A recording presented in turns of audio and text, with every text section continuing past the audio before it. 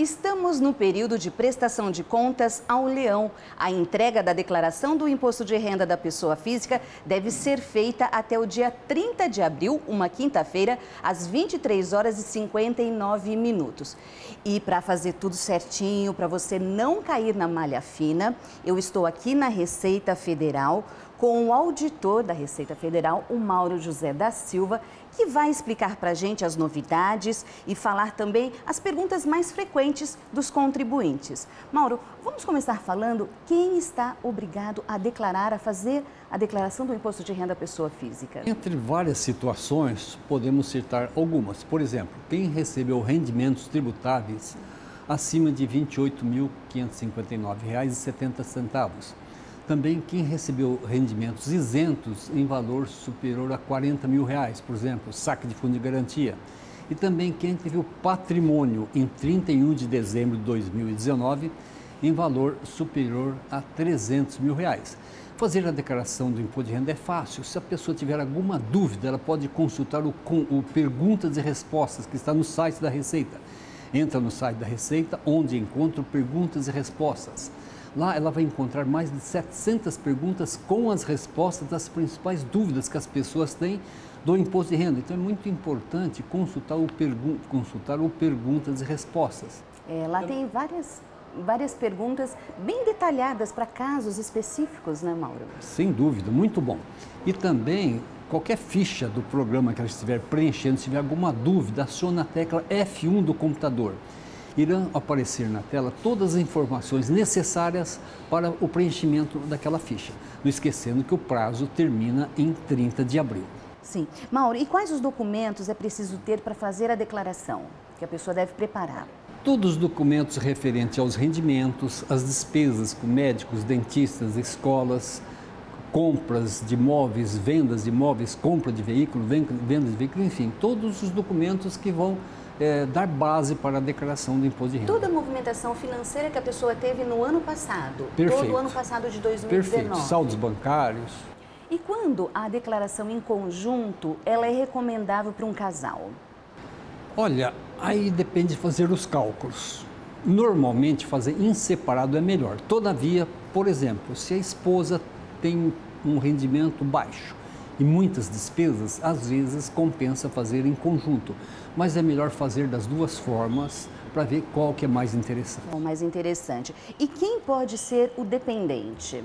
Olha, pode ser dependente. Filhos até 21 anos, filhos até 24 se estiver cursando o ensino superior, enfim.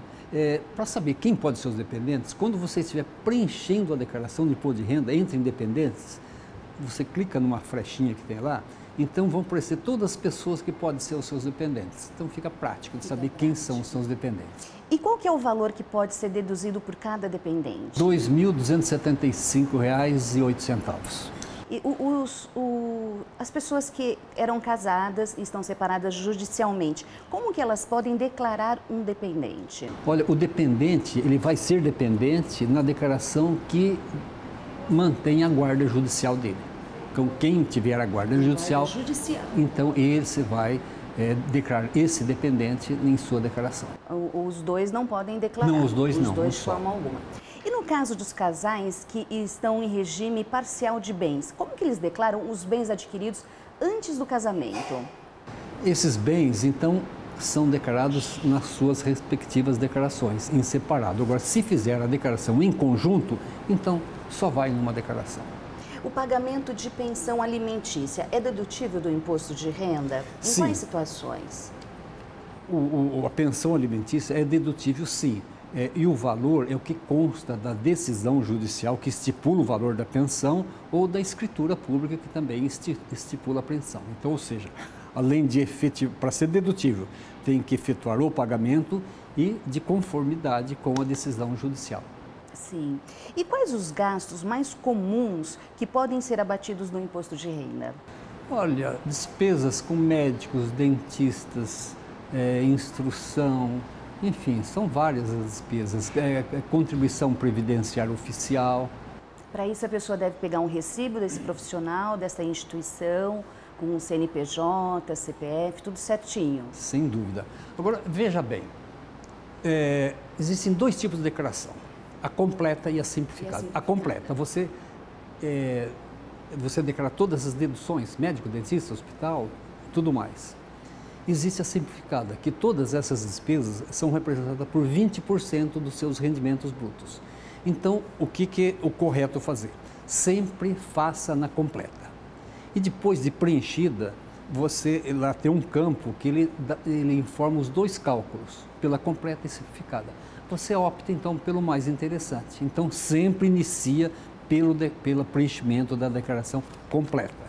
Com relação ainda às despesas com educação, material escolar, uniforme, podem ser abatidos? Não, esses não podem ser abatidos. E curso de idiomas? Também não. Também não. Só escolas regulares, cursos técnicos e faculdades? Sim.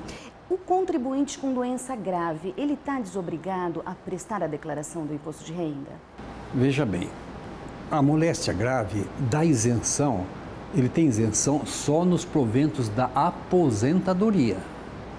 Os outros são tributáveis. Por exemplo, você tem um aluguel, é tributável. Então, precisa analisar o conjunto. Mesmo o que ele tenha um rendimento isento por moléstia grave. Se esses rendimentos isentos forem superiores a R$40 mil, então ele está obrigado a apresentar a declaração do imposto de renda. E despesa com remédios, medicamentos, dessa área médica, pode? Só se estiver incluído na conta hospitalar. Do contrário, não. Você ir na farmácia e comprar um remédio, não é dedutível, mas se vier incluído na sua conta hospitalar, então daí sim é dedutível.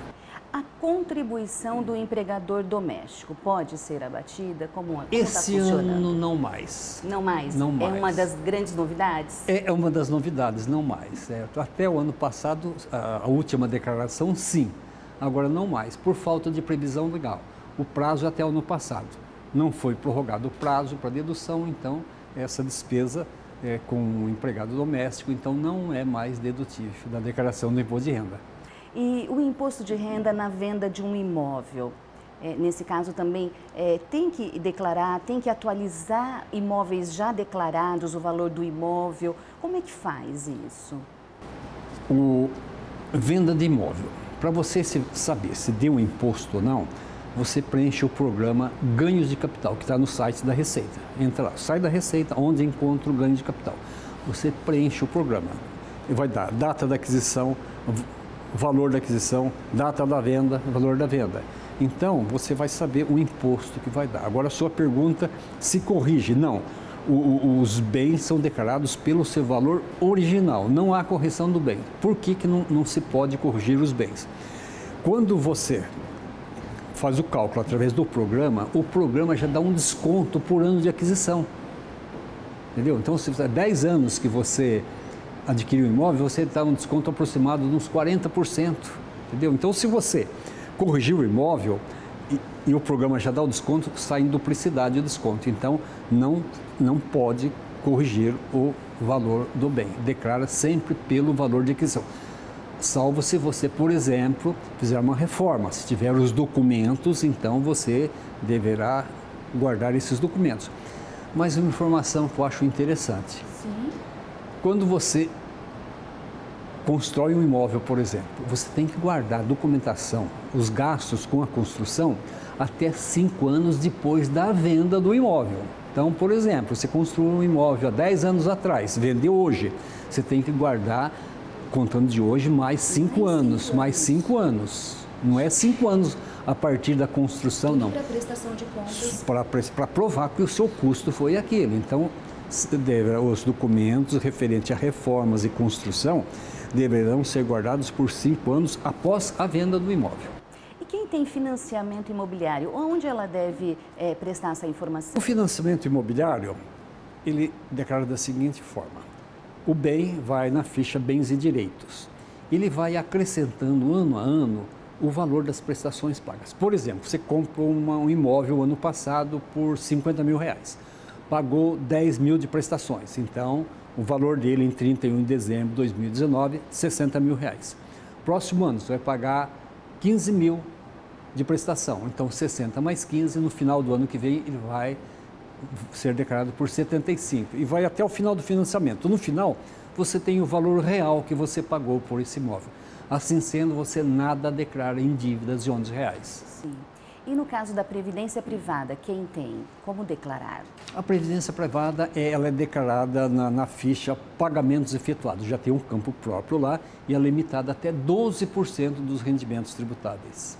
E o contribuinte que recebeu uma herança no ano passado de 2019, ele deve declarar? Sim. A herança, os bens da herança, então, serão declarados na ficha bens e direitos. Em contrapartida, como o recebimento de uma herança é um rendimento isento, então ele vai na ficha rendimentos isentos não tributáveis e vai declarar lá que recebeu uma herança e o valor da herança. É para a contrapartida, porque entrou um bem, então, para justificar a origem desse bem, ele preenche a ficha rendimentos isentos. Sim. Aí como saber se a pessoa é isenta? Veja bem, uma maneira prática. Você pode ir no site da Receita, onde encontra perguntas e respostas. A pergunta número 1, ela informa quais são as quem está obrigado a declarar o imposto de renda. Quem recebeu rendimentos tributáveis acima de 28.559, rendimentos isentos acima de 40, bens acima de 300 e outros itens lá. Se não se enquadrar em nenhum deles, está isento. Está isento. E se eu perdi o recibo da declaração do ano passado, como faz? Olha, a informação do número do recibo, ela não é obrigatória, se bem que é interessante colocar o número do recibo, por segurança. É só obrigatório para o contribuinte que teve rendimentos tributáveis acima de R$200 mil. Mas, de qualquer forma, quando você fez a declaração do ano passado, se você importar a declaração do ano passado, então ela já traz o número do recibo. Também, se quiser, pode vir da Receita e pegar solicitar o número do recibo, mas ele não, abaixo de rendimentos, abaixo de R$200 mil, não é obrigatória a informação do número de recibo de entrega. Sim. E no caso de imposto a restituir, é só em conta bancária, no banco, para restituir? Sim, a restituição é só em conta bancária, conta corrente ou conta de poupança, né, do contribuinte. Pode ser também uma conta conjunta também, que, por exemplo, ele tem com a esposa uma conta em conjunta, pode ser nessa conta, mas não pode ser em conta de terceiros. De terceiros não. Não pode. Agora, o que ocorre muitas vezes, a pessoa não tem uma conta bancária, tem a restituição. Chega a restituição, o que ele faz? Vai no Banco do Brasil, porque as restituições, primeiramente, vêm no Banco do Brasil e ele distribui para os outros bancos. Então, ele vai no Banco do Brasil, informa a situação dele, que ele não tem conta bancária. O Banco do Brasil vai abrir uma conta chamada uma conta relâmpago, abre essa conta, deposita, saca e fecha a conta. Sim. Então, resolve-se o caso dessa maneira. Dessa maneira. Mauro, e com relação à doação para fundos da criança e do idoso, destinar parte do imposto que a pessoa tem a pagar ou mesmo a restituir, é possível? Como é que está funcionando a destinação solidária esse ano? Exatamente. Ó, essa foi uma grande novidade para esse ano. Porque esse ano, quem for fazer declaração do imposto de renda no modelo completo, poderá destinar até 3% do imposto devido para o fundo da criança e mais 3% para o fundo do idoso. A novidade é o fundo do idoso, porque até o ano passado só podia destinar para o fundo da criança, e esse ano para os dois, fundo da criança e fundo do idoso. A pessoa, depois da declaração totalmente preenchida, vai na ficha doações diretamente na declaração. Existem dois campos, para a criança e para o idoso. Então, ele clica lá, por exemplo, no da criança, né, escolhe a cidade, no nosso caso aqui, São José do Rio Preto, né, e o computador, o programa, já calcula o valor que ele pode destinar. Então, é só copiar esse valor no campo próprio e imprimir o DARF através do próprio programa. Vai lá em declaração, imprimir DARF para o fundo da criança ou DARF para o fundo do idoso. E recolher esses DARFs, né, até o dia 30 de abril. Veja bem, isso daí não é bem uma doação, é uma destinação, pois é uma parte do imposto de renda que você deixa de pagar para o governo federal e vai destinar para... Já vai direto para essas instituições. Ele vai direto para o fundo da criança e fundo do idoso, depois eles repassam esse dinheiro para as entidades que cuidam de crianças e idosos da nossa cidade. Veja bem, por que não é uma boa doação? a pessoa tem, por exemplo, um imposto devido de R$10 mil.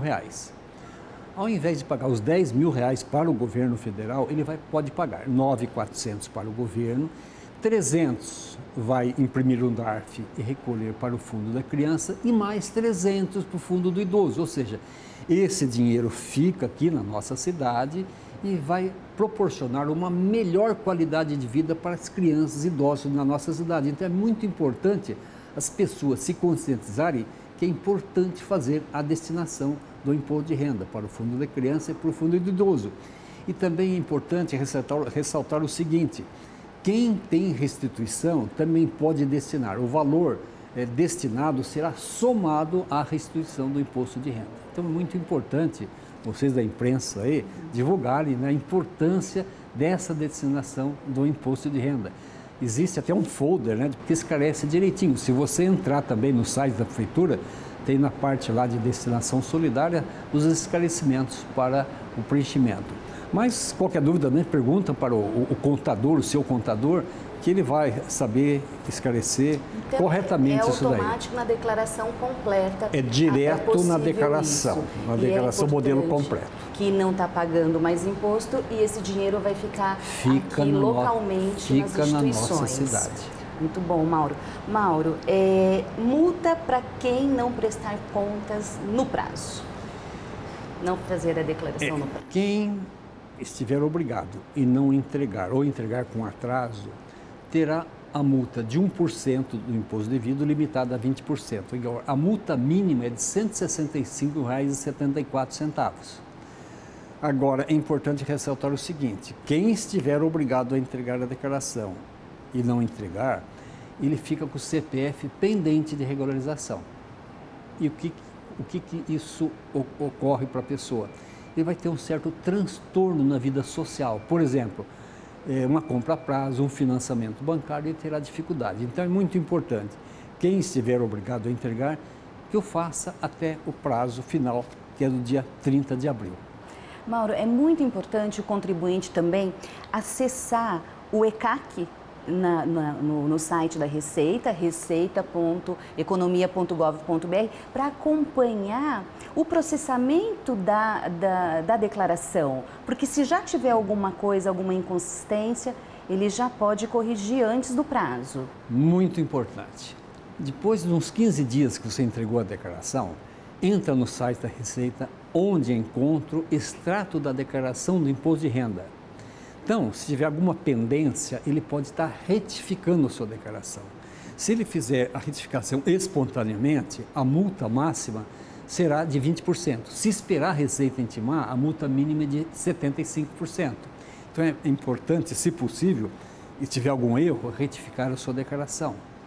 Porque quem tem restituição e tiver alguma pendência, ou seja, tiver com a declaração retida na malha, enquanto ele não resolver essa pendência, ele não recebe a sua restituição do imposto de renda. Então é muito importante acompanhar o processamento da sua declaração do imposto de renda. Então, o site da Receita, receita.economia.gov.br, outros telefones de contato para tirar informações, o telefone IR2020, é o 0800 729 0001. Tem o Receita Fone 146 e também tem um aplicativo Meu Imposto de Renda, que a pessoa pode fazer pelo celular também. Falando em dúvidas também, bom, nós já falamos do perguntas e respostas. Sim, as mais frequentes. Contém 700 perguntas e respostas, tá? E também existe o Fale Conosco. Tem no site da Receita, onde encontra o Fale Conosco, você pode mandar sua dúvida de imposto de renda pessoa física, dentro de 24 horas você terá a sua resposta. Vem a resposta. Agora, outras novidades, por exemplo, quem tem certificação digital pode acessar a sua declaração pré-preenchida através do próprio programa. Então isso agiliza, porque se você tem a declaração pré-preenchida, essa declaração já vem com as informações de DIRF, DOI, informações médicas. Então facilita a declaração de bens, facilita o seu preenchimento. Então, para acessar a pré-preenchida, precisa da certificação digital. E outra novidade tem também, esse ano o contribuinte vai receber a restituição mais cedo. Até o ano passado, ele recebia começava a restituição em junho e até dezembro. Agora, em 7 lotes. Agora começa em maio, vai até setembro. São 5 lotes, ou seja, quem tem restituição vai receber mais cedo. Dia 29 de maio é o primeiro lote que sai a restituição. E quem declara primeiro, transmite primeiro, são os primeiros, é essa fila mesmo, mais ou menos, que se segue? Quem declara primeiro recebe, se tiver restituição, recebe primeiro? Sim, você está correta. Quem entrega primeiro recebe primeiro, mas também tem uma ordem a ser obedecida. Quem tem mais de 80 anos, quem tem moléstia grave, depois também quem tem mais de 60 anos e também professores que têm a fonte de renda maior no magistério, ou seja, lecionando, né, dando aulas. Sim. Aqui em São José do Rio Preto tem previsão de quantas declarações serão recebidas? Nós temos uma previsão aqui de 296 mil declarações são esperadas para esse ano. 296 mil declarações. Um aumento de declarações? É um aumento aí dos 4% em relação ao ano passado. O ano passado tivemos 284 mil declarações entregues. Esse ano, na previsão, 296 mil declarações para a região, que são 72 cidades que compõem a delegacia da Receita Federal em São José do Rio Preto. O Destinação Solidária, ano passado, há uma estimativa de ter um aumento esse ano? Há uma expectativa, né? O ano passado, São José do Rio Preto, nas destinações, né, para o fundo do Direito da Criança e Adolescente, através da declaração, teve aproximadamente 720 mil reais. Foi a 5ª cidade no estado de São Paulo. A quinta? A 5ª cidade. Vamos chegar numa posição Depende do contribuinte. Se ele fizer a doação, né, ou melhor, a destinação, então pode crescer. E fazendo a destinação, conforme nós já dissemos, ele vai proporcionar uma melhor qualidade de vida para as crianças e idosos da nossa cidade. Então é muito importante a pessoa fazer essa destinação do imposto de renda, tanto para o fundo da criança quanto para o fundo do idoso. 3% para a criança e 3% para o idoso. Muito bom, Mauro. Olha, muito obrigada por sua participação na TV Câmara, esclarecendo essas principais dúvidas do contribuinte. Então, a declaração do imposto de renda deve ser feita até o dia 30 de abril, uma quinta-feira, 23 horas e 59 minutos. E nos últimos anos não tem prorrogado esse prazo, não é, Mauro? E não há essa expectativa também, né? Não prorroga. Muito obrigada por sua participação aqui na TV Câmara. Estou sempre à disposição de vocês. Obrigada a você também. Tchau.